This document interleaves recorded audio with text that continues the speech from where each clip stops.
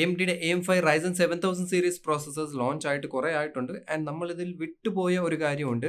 എല്ലാ Ryzen 7000 series പ്രോസസ്സേഴ്സിലും iGPU വരുന്നുണ്ട്. So technically എല്ലാ 7000 പ്രോസസ്സേഴ്സും APUs ആണെന്ന് നമുക്ക് പറയാം. പക്ഷെ നമുക്ക് ഇതെല്ലാം അറിയേണ്ടത് 7000 സീരീസ് പ്രോസസ്സേഴ്സിലെ iGPUയുടെ കേപ്പബിലിറ്റി എന്താണ്, പെർഫോമൻസ് എന്തായിരിക്കും എന്നാണ്. സോ ഇന്നെന്തായാലും ഈ വീഡിയോയിൽ നമ്മൾ ഇതാണ് നോക്കാൻ പോകുന്നത്. ആൻഡ് ഓൾസോ ബഡ്ജറ്റ് കുറവാണ്. Ryzen 7000 നിങ്ങൾ മൂവ് ആകാൻ നോക്കുന്നുണ്ട്, പക്ഷെ ഗ്രാഫിക്സ് കാർഡ് വാങ്ങിക്കാനുള്ള ബഡ്ജറ്റ് ഇല്ല. അങ്ങനത്തെ ഒരു കൺസ്ട്രെയിൻഡ് സിറ്റുവേഷൻ ആണെങ്കിൽ Ryzen 7000 പ്രോസസ്സർ മാത്രം യൂസ് ചെയ്തുകൊണ്ട് നിങ്ങൾക്ക് എത്രത്തോളം വർക്ക് ചെയ്യാൻ പറ്റും, ഇതെല്ലാം നമുക്കൊന്ന് നോക്കാം. യോഡോൺ techno factory with me Sumo, തുടങ്ങാം.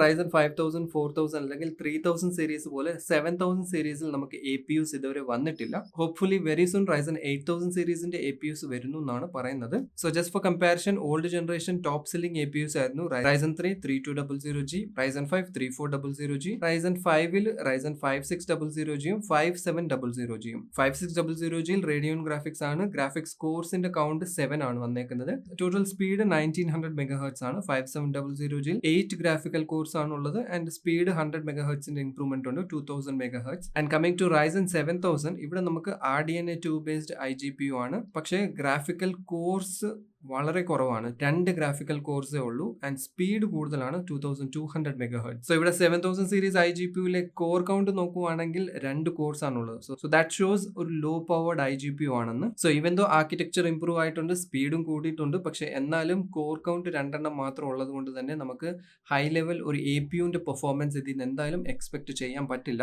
സോ ഇതെന്തായാലും ക്ലിയർ ആണ്. പക്ഷെ നമ്മുടെ ക്വസ്റ്റ്യൻ അതല്ല, ഇതിൽ ഗെയിമിംഗ് ചെയ്യാൻ പറ്റുമോ അല്ലെങ്കിൽ പ്രൊഡക്ടിവിറ്റി റിലേറ്റഡ് എന്തെങ്കിലും ഇതിൽ ചെയ്യാൻ പറ്റുമോ എന്നുള്ളതാണ്. സോ ഇത് ടെസ്റ്റ് ചെയ്യാൻ നമ്മൾ കുറച്ച് ബെഞ്ച് മാർക്സ് റൺ ചെയ്തിട്ടുണ്ട്. എനിവേസ് ഇവിടെ പ്രോസസർ നമ്മൾ യൂസ് ചെയ്തേക്കുന്നത് Ryzen 5 7600X ആണ്. മദർബോർഡ് ഗിഗാബൈറ്റിന്റെ B650M gaming model and 16GB DDR5 5200 MHz single stick ആണ് യൂസ് ചെയ്തേക്കുന്നത്. സോ നമുക്ക് ഒരു കാര്യം ക്ലിയർ ആയി, ലോ പവർഡ് iGPU ആണെന്ന്. സോ അതുകൊണ്ട് തന്നെ ഹെവി ടെസ്റ്റിംഗ് ഒന്നും ചെയ്തില്ല, ലൈറ്റ് ഗെയിംസ് ആണ് നമ്മൾ നോക്കിയത്. So first let start with counter strike 2. So CS2 എന്തായാലും ഹെവി ഗെയിം ഒന്നുമല്ല, നമുക്ക് ഡീസെന്റ് ആയിട്ട് തന്നെ കളിക്കാൻ പറ്റുന്നുണ്ട്. ഇവൻ ദോ ടോപ്പിൽ FPSന്റെ ഡിസ്പ്ലേ ഇവിടെ സപ്പോർട്ട് ചെയ്യുന്നില്ല, അതുകൊണ്ട് കാണുന്നില്ല. ബട്ട് സ്റ്റിൽ പ്ലേയബിൾ ആയിട്ടുള്ള ഡീസെന്റ് FPS തന്നെയാണ് നമുക്ക് മിഡ് സെറ്റിംഗ്സിൽ കിട്ടുന്നത്. അടുത്തത് Forza Horizon 5 നമ്മളൊന്ന് നോക്കി. 1080p ലോവസ്റ്റ് സെറ്റിംഗിലിട്ടാണ് നമ്മൾ ട്രൈ ചെയ്ത് നോക്കുന്നത്. സോ ഇവിടെ ക്ലിയർലി കാണാൻ പറ്റും, ഒരു 30 റേഞ്ച് FPS നമുക്ക് കിട്ടുന്നുണ്ട്, 30 to 35. ആൻഡ് ഓൾസോ ബാക്ക്ഗ്രൗണ്ടിൽ സ്ക്രീൻ റെക്കോർഡിംഗ് കാരണം ഒരു 5 FPSന്റെ ഡിഫറൻസ് ഉണ്ടാകും. എന്തായാലും ഓവറോൾ 1080pയിൽ നമുക്കൊരു 30 to 35 FPS ആ റേഞ്ച് ആവറേജ് വരുന്നുണ്ട്. ലോ സെറ്റിംഗ്സിൽ പ്ലേയബിൾ ആണ്. നെക്സ്റ്റ് GTA 5 1080p റെസൊല്യൂഷൻ നമ്മൾ നോക്കിയപ്പം ഇടയ്ക്കിടയ്ക്ക് സ്റ്റട്ടറും കാര്യങ്ങളൊക്കെ വരുന്നുണ്ട്. സോ അതുകൊണ്ട് 900p റെസൊല്യൂഷനിലോട്ട് ഡൗൺഗ്രേഡ് ചെയ്ത് നോക്കിയപ്പോൾ നമുക്ക് അത്യാവശ്യം ഒരു 40-45 FPS റേഞ്ച് വരുന്നുണ്ട്. 1080pയിൽ മേ ബി പ്ലേയബിൾ ആയിരിക്കും, പക്ഷെ എന്തായാലും നമുക്ക് ഇടയ്ക്കിടയ്ക്ക് ഗ്ലിച്ചസ് വരുന്നുണ്ട്, അതുകൊണ്ട് ഡൗൺഗ്രേഡ് ചെയ്ത് നോക്കിയതാണ്. ഓവറോൾ 900p റെസൊല്യൂഷൻ നമുക്ക് കുഴപ്പമില്ലാതെ തന്നെ കളിക്കാം. Next Assassin's Creed Valhalla in game bench marking ആണ് നമ്മൾ നോക്കിയത്. 720p റെസൊല്യൂഷൻ ആണ് ടെസ്റ്റ് ചെയ്തത് ആൻഡ് 720pയിൽ ഇറ്റ്സ് പ്ലേയബിൾ, ലൈക്ക് ഒരു 30 FPS റേഞ്ച് നമുക്ക് ഓൺ സ്ക്രീൻ കാണിക്കുന്നുണ്ട്. ഗോഡ് ഓഫ് വാറും നിയർലി നമുക്ക് 720p റെസൊല്യൂഷനിൽ കളിക്കാൻ പറ്റുന്നുള്ളൂ, അതും 30 FPS ആ റേഞ്ച് ആണ് നമുക്ക് കിട്ടുന്നത് 720pയിൽ. സോ ഗെയിമിംഗ് എന്തായാലും ഈ 5-6 ഗെയിംസ് ആണ് നമ്മൾ ടെസ്റ്റ് ചെയ്ത് നോക്കിയത്.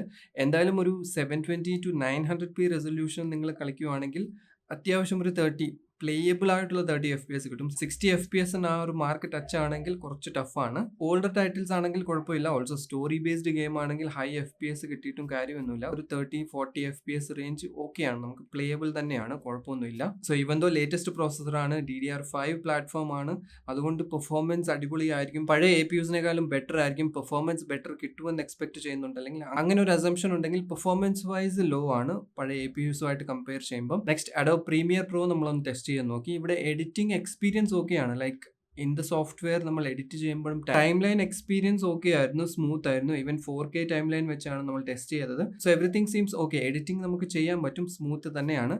ബട്ട് എക്സ്പോർട്ടിങ്ങിൽ വരുമ്പോഴാണ് പണി കിട്ടുന്നത്. ഒരു ഡെഡിക്കേറ്റഡ് GPU ഇല്ലെങ്കിൽ എക്സ്പോർട്ടിംഗ് ടൈം കൂടുതലായിരിക്കും. ആൻഡ് ഓൾസോ ഗ്രാഫിക്കലി ഇൻറ്റൻസീവ് ആയിട്ടുള്ള എന്തെങ്കിലും പ്ലഗിൻസ് ഇടയ്ക്കിടയ്ക്ക് യൂസ് ചെയ്യുന്നുണ്ടെങ്കിൽ ആ ഒരു പർട്ടിക്കുലർ സമയം അവിടെ വരുമ്പോൾ ലാഗ് ഉണ്ട്. സോ എഡിറ്റിങ്ങിന്റെ കാര്യം ഇങ്ങനെയാണ്, എഡിറ്റിംഗ് ചെയ്യാൻ പറ്റും, സോഫ്റ്റ്വെയറിൽ എഡിറ്റിങ്ങും കട്ടിങ്ങും ഇതെല്ലാം ചെയ്യാൻ പറ്റും, കുഴപ്പമില്ല.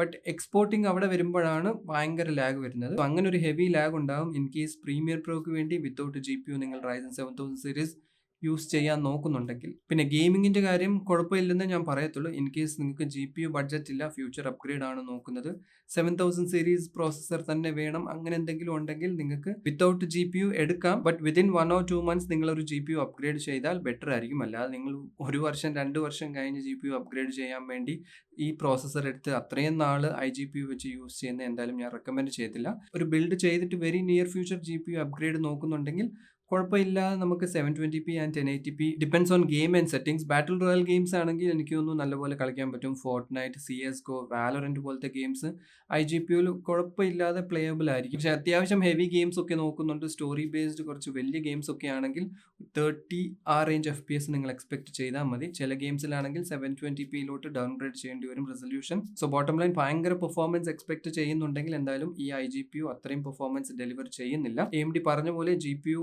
ഇഷ്യൂ എന്തെങ്കിലും വരുവാണെങ്കിൽ ബേസിക് ട്രബിൾ ഷൂട്ടിങ്ങിനും ഡിസ്പ്ലേ പേർപ്പസിനും യൂസ് ചെയ്യാൻ വേണ്ടിയുള്ള ഒരു iGPU ആണിത്. എനിവേസ് വീഡിയോ ഇഷ്ടപ്പെട്ടെങ്കിൽ ലൈക്ക് ചെയ്യാം, ഇല്ലെങ്കിൽ ഡിസ്ലൈക്ക് ചെയ്യാം. ചാനൽ സബ്സ്ക്രൈബ് ചെയ്തിട്ടില്ലെങ്കിൽ to subscribe to my channel. PC bills or tech consultation വേണമെങ്കിൽ വാട്സാപ്പിൽ മെസ്സേജ് ചെയ്യാം. അടുത്തൊരു വീഡിയോയിൽ കാണാം. Till then be positive and stay happy.